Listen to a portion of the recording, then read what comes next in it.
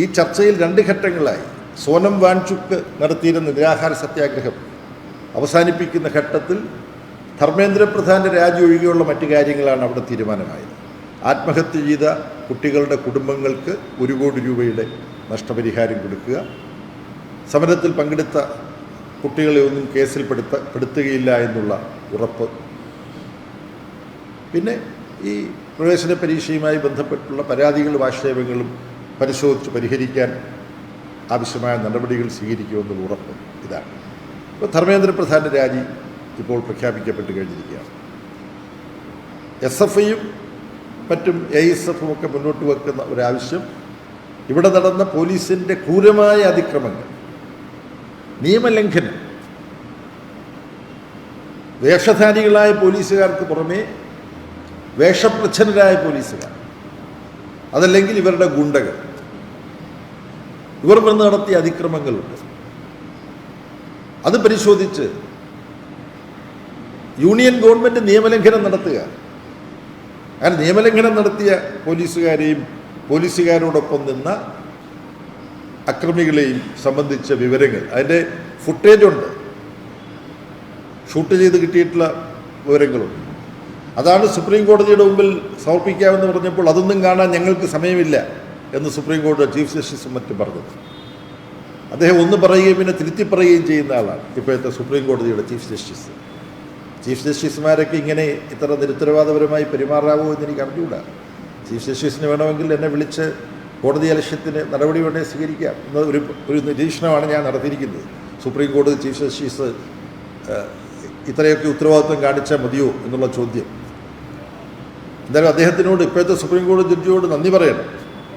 ഈ cockroach Janata party എന്നുള്ള ഒരു പുതിയ വിദ്യാർത്ഥി യുവജന പ്രസ്ഥാനത്തിന് രൂപം കൊടുത്തത് അഭിജിത്ത് ഡിക്കെ ആണെന്ന് നമുക്ക് തോന്നാമെങ്കിലും അതിൻ്റെ പിന്നിലുള്ള യഥാർത്ഥ ശക്തി ഇപ്പോഴത്തെ ഇന്ത്യയുടെ ചീഫ് ജസ്റ്റിസാണ്. അദ്ദേഹത്തിൻ്റെ അപക്വമായ ചില നിരീക്ഷണങ്ങൾ അല്ലേ, ആ നിരീക്ഷണങ്ങളെ തുടർന്നാണ് ഇങ്ങനെ ഈ പ്രശ്നങ്ങളുണ്ടാക്കുന്ന ചെറുപ്പക്കാർ, തൊഴിലില്ലാത്തവർ, പാറ്റകളെപ്പോലെയും ചതിലുകളെപ്പോലെയൊക്കെയാണ് എന്ന് പറഞ്ഞപ്പോഴാണ് എങ്കിൽ പാറ്റകളുടെ ഒരു സംഘടന ഉണ്ടാക്കുകയാണ് എന്ന് പറഞ്ഞിട്ട് അഭിജിത്ത് ഡിക്കെ മുന്നോട്ട് വന്നത്. 3 കർഷക വിരുദ്ധ നിയമങ്ങൾ നരേന്ദ്രമോദി കൊണ്ടുവന്നത് അതവസാനം പിൻവലിക്കാമെന്ന് സമ്മതിക്കുക മാത്രമല്ല, പാർലമെൻറ്റിൻ്റെ പ്രത്യേക സമ്മേളനം വിളിച്ച് പാർലമെൻറ്റ് സമ്മേളനത്തിൽ ആ കർഷക വിരുദ്ധ നിയമങ്ങൾ പിൻവലിക്കുന്ന നിയമ നടപടിക്രമങ്ങളും പൂർത്തീകരിക്കേണ്ടി വന്നു. അതിനുശേഷം അതുപോലെ തന്നെ അഭിമാനിക്കാവുന്ന ഒരു നേട്ടമാണ് ഈ വിദ്യാഭ്യാസ രംഗത്ത് വലിയ അഴിമതിക്കും കെടുകാര്യസ്ഥതയ്ക്കും നേരിട്ട് ഉത്തരവാദിയായ വിദ്യാഭ്യാസ മന്ത്രി, എന്തൊരു അനുചിതമായൊരു പേരാണ് അദ്ദേഹത്തിനുള്ളത്, ധർമ്മേന്ദ്ര പ്രധാൻ. ധർമ്മം പ്രധാനമായിട്ടുള്ളവൻ എന്നാണ് പേര്. പക്ഷെ അദ്ദേഹം ഇപ്പോൾ രാജിവെച്ച് പോകാൻ നിർബന്ധിതനായിരിക്കുകയാണ്. അദ്ദേഹത്തെ സംരക്ഷിക്കാൻ നരേന്ദ്രമോദി അവസാന നിമിഷം വരെ കിണഞ്ഞു പരിശ്രമിച്ചു. ഇപ്പോൾ പാർലമെൻറ്റിൽ പരീക്ഷ നടത്തിപ്പിൽ എന്തെങ്കിലും ക്രമക്കേട് കാണിച്ചു കഴിഞ്ഞാൽ തൂക്കിക്കൊല്ലുന്നതൊഴികെ ബാക്കി എല്ലാ തരത്തിലുമുള്ള കഠിനമായ ശിക്ഷ ഉൾക്കൊള്ളിച്ചുകൊണ്ടുള്ള നിയമം കൊണ്ടുവന്നിരിക്കുന്നു എന്നുള്ള മട്ടിലാണ്. അസാധാരണമായ ശിക്ഷാ നടപടികളൊക്കെ ആ നിയമത്തിലുണ്ട് എന്നുള്ളത് ശരി തന്നെയാണ്. പക്ഷെ അപ്പോഴും തൻ്റെ പ്രിയപ്പെട്ട മന്ത്രിയെ, വിദ്യാഭ്യാസ രംഗം മുഴുവൻ കുളം തോണ്ടിയിരിക്കുന്ന ധർമ്മേന്ദ്ര പ്രധാനെ രക്ഷിക്കാനാണ് ശ്രമിച്ചത്. പക്ഷേ ഡൽഹിയിലെ ജന്തർ മന്ദറിലേക്ക് വിദ്യാർത്ഥികളുടെ, യുവാക്കളുടെ ഒരു കുത്തൊഴുക്കാണ് ഈ കഴിഞ്ഞ ജൂൺ 20 മുതൽ, ഇന്നിപ്പോൾ ജൂലൈ 25 35 ദിവസം അത് വർദ്ധിച്ചുകൊണ്ടിരിക്കുകയാണ്. അതിൻ്റെ ഫലമായി എന്താ? ഡൽഹിയിലെ സ്ഥിതി മാധ്യമങ്ങളിലൂടെ നിങ്ങൾ മനസ്സിലാക്കിയിട്ടുണ്ടാകും. ഒരു യുദ്ധക്കളം പോലെയാണ് ഈ ജന്തർ മന്ദറും പരിസര പ്രദേശവും. ജന്തർ മന്ദറിന് തൊട്ടാണ് കൊണാട്ട് പ്ലേസ്. 18 മെട്രോ സ്റ്റേഷനുകൾ ഈ പരിസരത്തുള്ള മെട്രോ സ്റ്റേഷൻ മുഴുവൻ അടച്ചിട്ടിരിക്കുകയാണ്.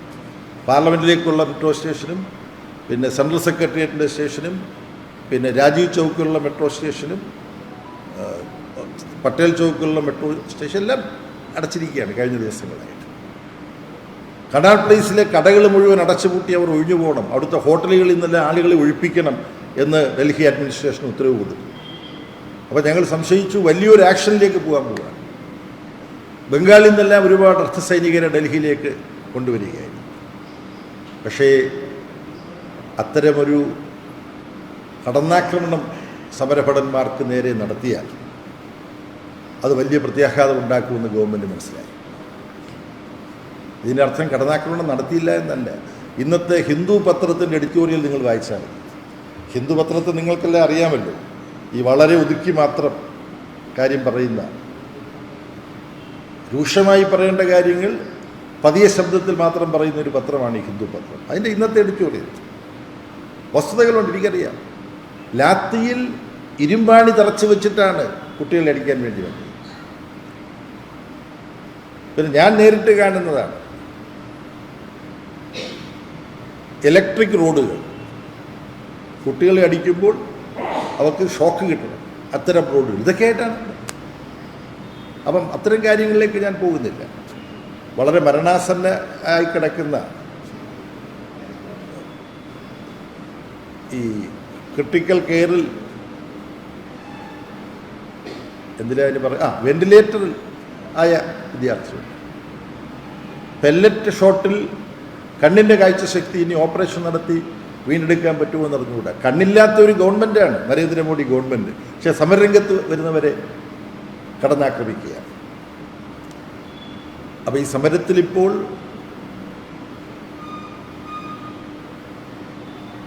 അഭിജിത് ഡിക്കെ, CJPയുടെ നേതാവ്, ബോസ്റ്റണിൽ പഠിക്കുന്ന അഭിജിത് ഡിക്കെ, അദ്ദേഹത്തോടൊപ്പം SFIയുടെ അഖിലേന്ത്യാ പ്രസിഡന്റ് ആദർശ് സജിയും JNUവിലെ ചെയർപേഴ്സണായിരുന്ന SFIയുടെ നേതാവ് ഐഷി ഘോഷും നിരാഹാര സത്യാഗ്രഹം നടത്തിയിരുന്നു. അവരെല്ലാം നിരാഹാര സത്യാഗ്രഹം ഒരു ഘട്ടത്തിൽ പിൻവലിച്ചു. ഇന്നിപ്പോൾ ഡൽഹിയിൽ അന്തിമ വട്ട ചർച്ച നടന്നുകൊണ്ടിരിക്കുകയാണ്, ഞാനിപ്പോൾ ബന്ധപ്പെടുന്നത്. പക്ഷേ പൊതുവിൽ സമരത്തിൻ്റെ ഒരു ഘട്ടം എന്നുള്ള നിലയിൽ ധർമ്മേന്ദ്ര പ്രധാൻ്റെ രാജിയോടുകൂടി ജന്തർ മന്ദറിൽ നടത്തി വന്നിരുന്ന സമരം ഇപ്പോൾ നിർത്തിവെക്കാം എന്നൊരു പൊതുധാരണയിലേക്ക് അവിടെ സമരരംഗത്ത് CJPയോടൊപ്പമുള്ളത് SFIയും AISFും ഐസയുമാണ്. പിന്നെ ചെറിയ ചില സംഘടനകൾ വെഞ്ചുള്ളൂ.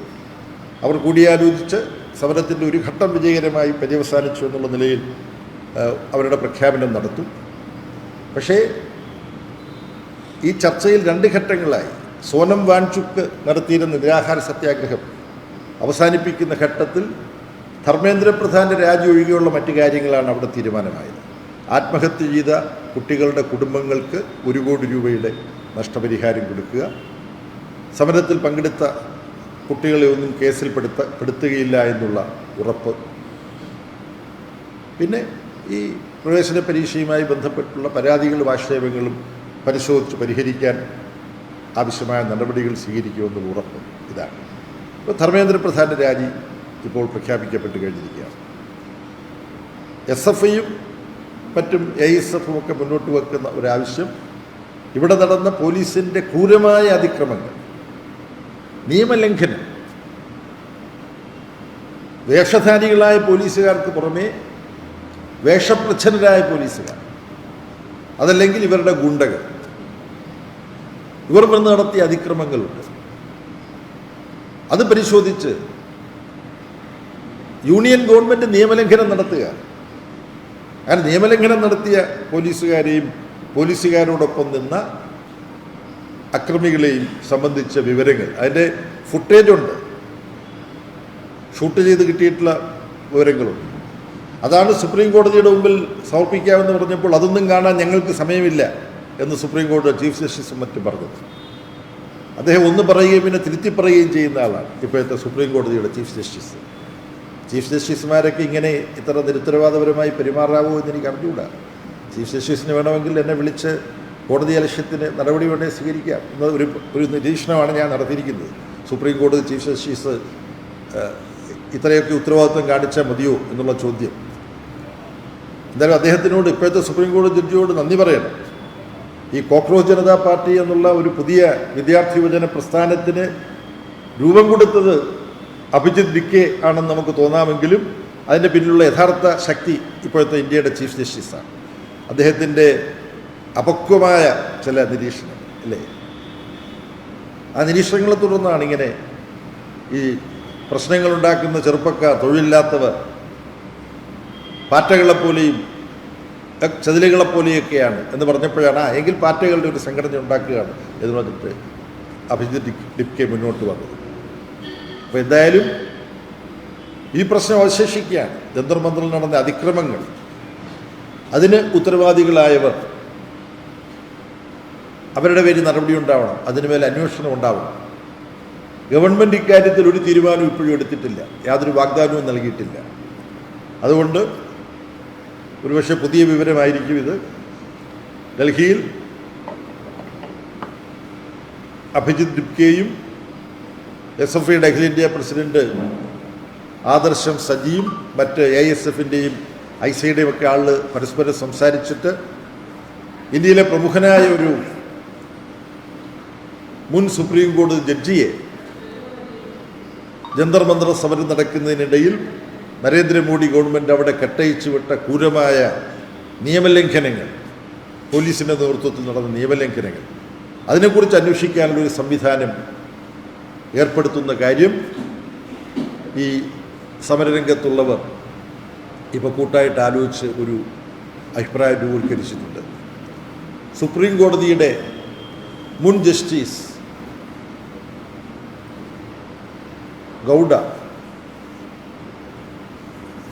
ഗോപാൽ ഗൗഡ, പ്രായമായിട്ട് ഓർമ്മ കിട്ടാൻ കുറച്ച് സമയമെടുക്കും. അപ്പോൾ സുപ്രീം കോടതിയുടെ ജഡ്ജിയായിരുന്ന ജസ്റ്റിസ് ഗോപാല ഗൗഡ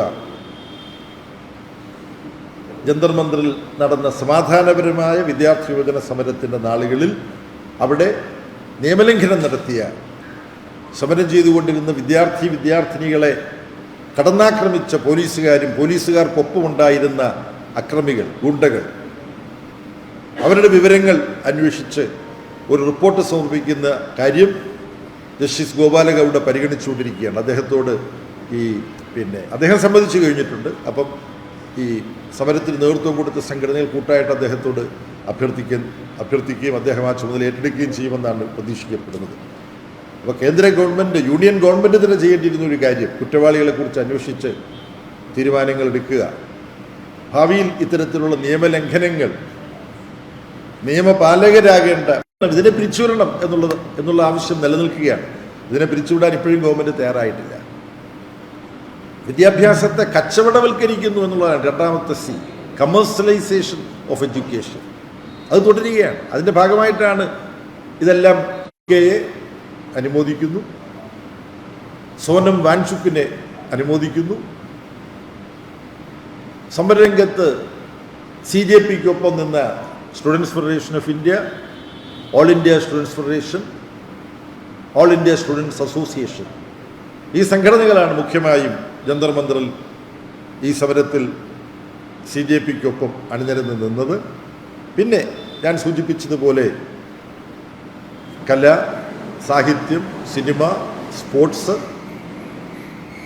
ഈ മേഖലകളിലെല്ലാമുള്ള നാടിൻ്റെ അഭിമാനഭാജനങ്ങളായ പ്രശസ്തരായ ഒട്ടനവധി പേർ സമരത്തോട് ഐക്യദാർഢ്യം പ്രഖ്യാപിച്ചുകൊണ്ട് രംഗത്ത് വന്നു. അവരെയെല്ലാം അഭിനന്ദിക്കാനും അവരോട് നന്ദി പ്രകാശിപ്പിക്കാനും കൂടി ഈ സന്ദർഭം ഉപയോഗപ്പെടുത്തുകയാണ്.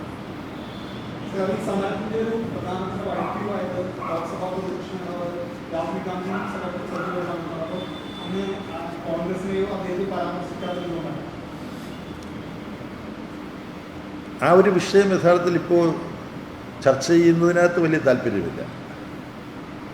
പ്രതിപക്ഷ നേതാവ് ശ്രീ രാഹുൽ ഗാന്ധിയും ഒരു ഘട്ടം മുതൽ ജൂൺ 20-നാണ് ഈ സമരം ആരംഭിച്ചത്. എല്ലാ രാഷ്ട്രീയ പാർട്ടികളുടെ നേതാക്കന്മാർ അവിടെ പോയിട്ടുണ്ട് ഈ നാളുകളിൽ. ശ്രീ രാഹുൽ ഗാന്ധി ഈ ജന്തർ മന്ദർ സമരകേന്ദ്രത്തിൽ ഇതുവരെ പോയിട്ടില്ലെന്നാണ് എനിക്ക് തോന്നുന്നത്. പോയിട്ടുണ്ടോ? ഉണ്ടോ? പോയിട്ടില്ല. ഇനി ഞാനറിയാതെ പോയിട്ടുണ്ടെങ്കിൽ അറിയാമല്ലോ എന്ന് വിചാരിച്ച് ചോദിച്ചത്. പോയിട്ടില്ല. കൂടുതൽ കാര്യങ്ങൾ ഞാൻ പറഞ്ഞ് പ്രയാസം ഉണ്ടാക്കേണ്ടതില്ല. പാർലമെൻറ്റ് സഭ ജൂലൈ 20 തുടങ്ങുമ്പോൾ അവിടെ ഉന്നയിക്കേണ്ട കാര്യങ്ങളെക്കുറിച്ച് പ്രതിപക്ഷ നേതാക്കന്മാർ ചർച്ച ചെയ്യും. അവിടെ എന്ത് അഭിപ്രായങ്ങളും പറയാം. പക്ഷേ ഇടതുപക്ഷ പാർട്ടികളാണ് ഈ വിദ്യാർത്ഥികളുടെ സമരം, അതാണ് ഒന്നാമതായിട്ട് അവിടെ ചർച്ച ചെയ്യേണ്ടതെന്ന് ആവശ്യപ്പെട്ടത്. ഇനി നിങ്ങൾ അന്വേഷിക്കുക, അന്വേഷണ പത്രപ്രവർത്തകരാണല്ലോ നിങ്ങൾ, മറ്റ് പ്രധാനപ്പെട്ട പാർട്ടികളൊക്കെ എന്ത് നിലപാടാണ് എടുത്തത് എന്നുള്ളത് നിങ്ങൾ അന്വേഷിക്കുക, നിങ്ങൾക്ക് മനസ്സിലാവും. അതിനെക്കുറിച്ച് ഞാനൊന്നും പറയാൻ ഉദ്ദേശിക്കുന്നു. അപ്പോൾ ഇത് ഈ ജന്തർ മന്ദറിൽ നടന്ന സമരവുമായി ബന്ധപ്പെട്ട് അതിലെടുക്കേണ്ട സമീപനത്തെക്കുറിച്ച് ഇടതുപക്ഷത്തിന് ഒരു ഘട്ടത്തിൽ ഒരു സംശയം ഉണ്ടായിട്ടില്ല. എന്നാൽ ജന്തർ മന്ദറിൽ നടന്ന സമരത്തെക്കുറിച്ച് പ്രതിപക്ഷത്തു നിന്ന് തന്നെ പലരും പല സംശയങ്ങൾ ഉന്നയിച്ചിട്ടുണ്ടായിരുന്നു. ആരൊക്കെയാണ് ആ സംശയങ്ങൾ ഉന്നയിച്ചതെന്നുള്ളതൊന്നും ഞാൻ പറയുന്നില്ല. അതൊക്കെ സ്വാഭാവികമാണ്. സംശയം ഉന്നയിക്കാനുള്ള അവകാശം നമുക്കില്ല. ജനാധിപത്യ സ്വാതന്ത്ര്യം രാജ്യത്തുണ്ടാവണമെന്ന് പറയുമ്പോൾ സംശയങ്ങൾ ഉന്നയിക്കാനുള്ള ആവശ്യം സാഹചര്യം ഉണ്ടാവും. എന്നാൽ ഈ ആവശ്യങ്ങളുമായി ബന്ധപ്പെട്ട് ശ്രീ രാഹുൽ ഗാന്ധിയും ശ്രീ ഖാർഗെയും മറ്റു കോൺഗ്രസ് എംപിമാരുമെല്ലാം യോജിച്ച് നീങ്ങാൻ തീരുമാനിച്ചു. അപ്പോൾ അദ്ദേഹം മാത്രമല്ല, അവിടെ ജോൺ ബ്രിട്ടാസും എ റഹീമും രാധാകൃഷ്ണനും ശിവദാസനും പിന്നെ തമിഴ്നാട്ടിൽ നിന്നുള്ള സു വെങ്കടേശനും അമരാറാം എല്ലാ പ്രതിപക്ഷ എം പിമാരും ഉണ്ടായിരുന്നു. പക്ഷേ രാഹുൽ ഗാന്ധി ഇപ്പോൾ പ്രതിപക്ഷ നേതാവാണ്. അതുകൊണ്ട് തന്നെ എം പിമാരുടെ ഒരു ശക്തമായ നീക്കം ഉണ്ടാകുമ്പോൾ അതിന് നേതൃത്വം കൊടുക്കേണ്ടത് ശ്രീ രാഹുൽ ഗാന്ധി തന്നെയാണ്. അപ്പോൾ ആ നിലയിൽ ശ്രീ രാഹുൽ ഗാന്ധി പങ്കുവഹിച്ചത്, വൈകിട്ടാണെങ്കിലും പങ്കുവഹിച്ചത് ഞങ്ങൾ സ്വാഗതം ചെയ്യുക തന്നെയാണ്. അതും ഒരു പ്രധാനപ്പെട്ട ഘടകമാണ്, അതിനകത്ത് സംശയമില്ല.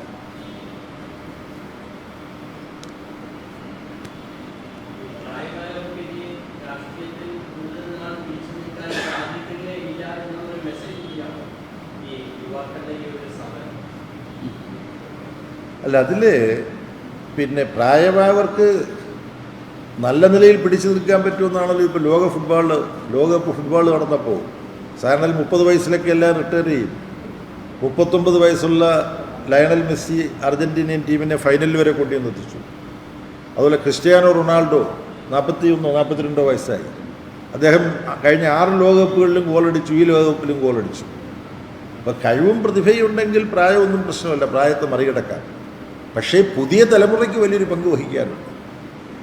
പുതിയ തലമുറയെ കൂടി പ്രധാനപ്പെട്ട ഉത്തരവാദിത്വം ഏൽപ്പിച്ച് വളർത്തിക്കൊണ്ടുവരേണ്ട ജോലി പഴയ തലമുറ നിർവഹിക്കേണ്ടതുണ്ട്. അപ്പോൾ ഇത് രണ്ടും കൂടെ ചേർന്നതാണ്.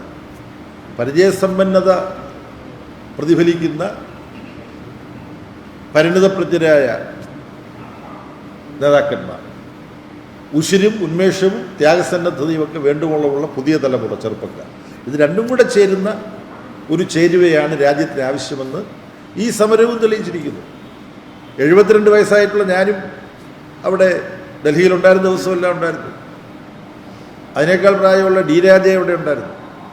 മറ്റൊരുപാട് നേതാക്കന്മാർ അവിടെ ഉണ്ടായിരുന്നു, പ്രായം ചെന്നവർ. അപ്പോൾ ഇത് രണ്ടും കൂടെ ചേരണം.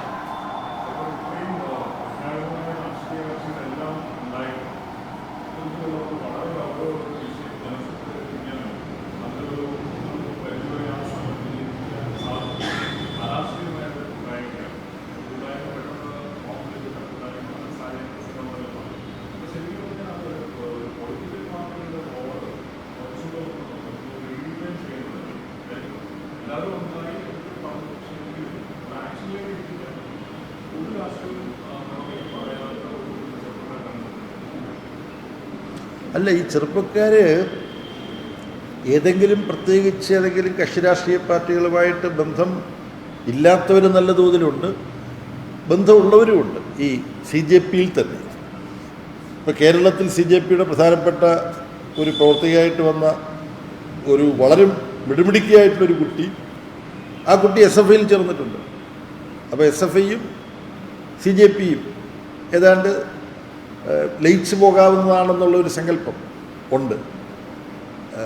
രാഷ്ട്രീയ പാർട്ടികൾ ഈ വിദ്യാർത്ഥികളുടെയും ചെറുപ്പക്കാരുടെയും ഇപ്പോൾ ജെൻസി എന്നൊക്കെ പറഞ്ഞ് നമ്മൾ പെട്ടെന്ന് മനസ്സിലാക്കാൻ വേണ്ടി നടത്തുന്ന പ്രയോഗമുണ്ടല്ലോ.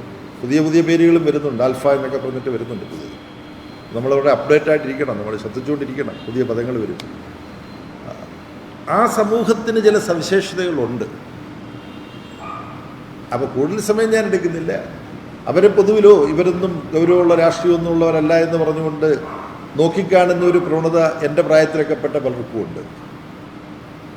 എന്നാൽ നമുക്കറിയാം, കോവിഡ് വന്നപ്പോൾ, വെള്ളപ്പൊക്കം വന്നപ്പോൾ ഇവർ മുഴുവൻ സജീവമായിരുന്നു.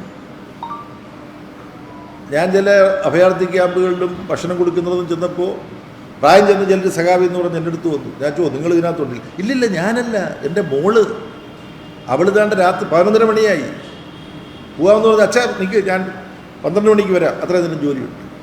അപ്പോൾ ഇതൊരു പുതിയ കാര്യമാണ്. അപ്പം രാജ്യത്തെ ബാധിക്കുന്ന കാര്യങ്ങളിലും പുതിയ തലമുറ നമ്മൾ മനസ്സിലാക്കാത്ത തരത്തിൽ സോഷ്യൽ മീഡിയയിൽ നിന്ന് കാര്യങ്ങൾ മനസ്സിലാക്കി സ്വയം കാര്യങ്ങൾ ഉൾക്കൊണ്ട് സജീവമായി പ്രതികരിക്കുന്ന ഒരു പ്രവണത ലോകത്തിൻ്റെ എല്ലാ ഭാഗത്തും ഉണ്ട്. മംദാനിയെ വിജയിപ്പിക്കാൻ വേണ്ടി ഏറ്റവും കൂടുതൽ രംഗത്തിറങ്ങിയത് ഈ പുതിയ ചെറുപ്പക്കാരുടെ തലമുറയാണ്. അമേരിക്ക, ന്യൂയോർക്കിൽ മേയർ സ്ഥാനത്ത്.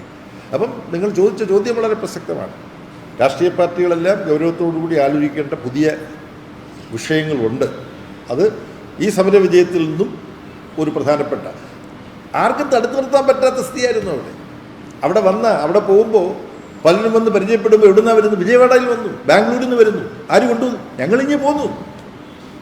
എൻ്റെ ചില കൂട്ടുകാരുടെ മക്കൾ ഇതേപോലെ കേരളത്തിൽ നിന്ന്, സഖാവേദാണ്ട് അവൾ ഒരു മോളാണ്, ടിക്കറ്റ് എടുത്ത് ഡൽഹിയിൽ പോകാമെന്ന് പറയുന്നു. എന്ത് വേണം? ഞാൻ ഒരു കുഴപ്പമില്ല, അവൾ പോട്ടെ. അപ്പം വളരെ ആവേശവും പ്രതീക്ഷയും ജനിപ്പിക്കുന്ന ഒരു പുതിയ പ്രവണതയും പ്രതിഭാസവുമാണ് ഇതെന്നുള്ളതിനകത്ത് സംശയമില്ല.